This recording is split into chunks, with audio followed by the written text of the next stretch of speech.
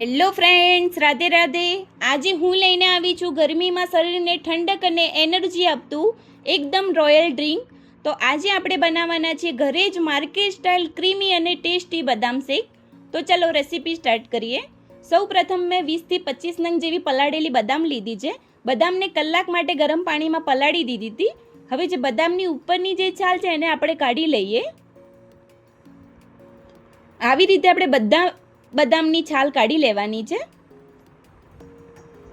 હવે આપણે બદામની એક પેસ્ટ તૈયાર કરીએ. એના માટે એક મિક્સર જાર લઈ લઈશું. મિક્સર જારની અંદર જે છોલેલી બદામ છે એને એડ કરી લઈએ અને 1/4 કપ ઠંડુ દૂધ એડ કરીશું. હવે મિક્સરની મદદથી સરસ સ્મૂથ પેસ્ટ તૈયાર કરી લઈએ. આવી રીતે એક સ્મૂથ બદામની પેસ્ટ તૈયાર કરવાની છે. હવે આપણે એક નાનું બાઉલ લઈ લઈએ. બાઉલની અંદર 1 ચમચી કસ્ટર્ડ પાવડર એડ કરીએ અને 1/4 કપ ઠંડુ દૂધને થોડું થોડું નાખતા રહીશું અને મિક્સ કરતા રહીશું, જેથી કસ્ટર્ડ પાવડરમાં કોઈ પણ લમ્સ ના રહી જાય. આવી રીતે દૂધ હવે બધું નાખીને સરસ રીતે મિક્સ કરી લઈએ અને એક મિશ્રણ તૈયાર કરીએ. હવે પ્રોપર કસ્ટર્ડ મિલ્ક તૈયાર થઈ ગયું છે. હવે આપણે એક કઢાઈ લઈ લઈએ. કઢાઈની અંદર થોડું પાણી એડ કરીએ, જેથી દૂધ નાખીશું તો બળી ના જાય. હવે મેં 1 લીટર ફૂલ ફેટ દૂધ લીધું છે.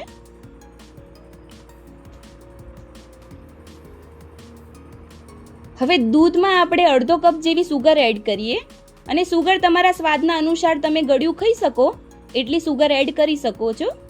હવે ધીમે ધીમે હલાવતા રહીશું. ખાંડ ઓગળે ત્યાં સુધી આપણે એને હલાવતા રહેવાનું છે. હવે જે આપણી ખાંડ ઓગળી ગઈ છે, દૂધ બી ગરમ થઈ ગયું છે. હવે એમાં થોડું કેસરના તાર નાખી દઈએ, જેથી કલર પણ સારો આવે અને ફ્લેવર પણ સારો લાગે. અને ફ્લેવર માટે અડધી ચમચી ઇલાયચી પાવડર એડ કરી લઈશું. હવે સરસ રીતે મિક્સ કરી લઈએ. દૂધને આપણે ધીમા ગેસ ઉપર જ ઉકાળીશું. હવે એની અંદર બદામની જે પેસ્ટ તૈયાર કરી હતી એ એડ કરી લઈએ અને સરસ રીતે મિક્સ કરી લઈશું. બદામની પેસ્ટ આવી રીતે નાખવાથી આપણા જે બદામ શેકનો ફ્લેવર છે ખૂબ જ સરસ આવે છે. હવે દૂધને થોડી વાર માટે આપણે ઉકાળીશું. દૂધ ઉકળી ગયું છે. હવે એમાં આપણે જે કસ્ટર્ડ પાવડરનું અને દૂધનું જે મિશ્રણ હતું એ એડ કરી લઈએ. કસ્ટર્ડ પાવડરનું મિશ્રણ નાખવાથી જે બદામ શેક છે એ ઘટ બનશે અને ફ્લેવર પણ ખૂબ સરસ લાગશે. જેમ જેમ દૂધ ઉકળશે એમ કસ્ટર્ડ પાવડર નાખ્યું છે એટલે દૂધ આપણું થોડું થોડું ઘટ થવા લાગશે.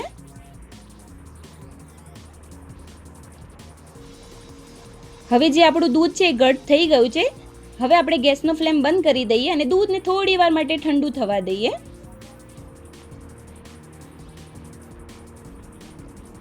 હવે આપણે એક તપેલી જેવું લઈ લઈશું. એની અંદર જે થોડું નોર્મલ ઠંડુ થયેલું જે દૂધ છે એને એડ કરી લઈએ.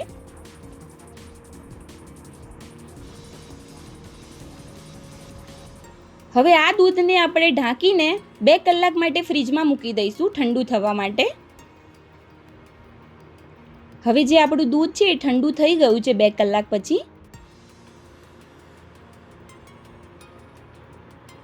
હવે જોઈએ તો આપણું જે દૂધની જે થિકનેસ છે એ પ્રોપર રીતે ઘટ થઈ ગઈ છે. અને જો આનાથી તમારે વધારે ઘટ કરવું હોય તો કસ્ટર્ડ પાવડર 1.5 થી 2 ચમચી એડ કરી શકો છો.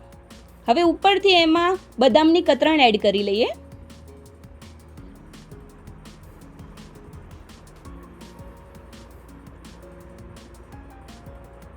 હવે સરસ રીતે બદામની જે કતરણ નાખી છે એને દૂધમાં મિક્સ કરી લઈશું.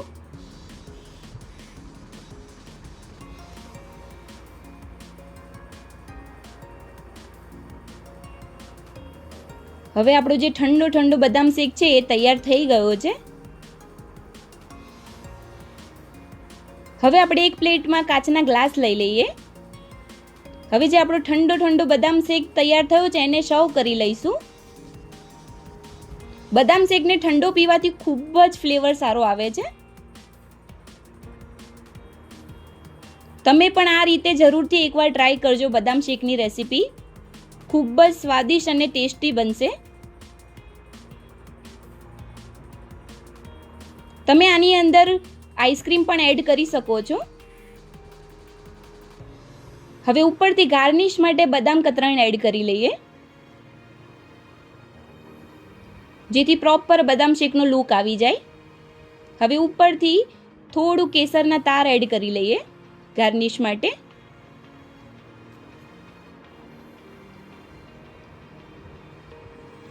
તો મિત્રો તૈયાર છે એકદમ ઠંડુ ઠંડુ ક્રીમી અને ટેસ્ટી બદામ શેક. તો તમને બદામ શેકનો વિડીયો કેવો લાગ્યો એ કમેન્ટ જરૂરથી કરજો, અને વિડીયોને લાઈક કરજો અને તમારા ફ્રેન્ડ્સ ફેમિલી મેમ્બરને વિડીયો શેર કરજો, અને મારી ચેનલને સબસ્ક્રાઈબ કરવાનું ભૂલતા નહીં. ફરી મળીશું એક નવી રેસીપી કન્ટેન્ટ સાથે. રાધે રાધે.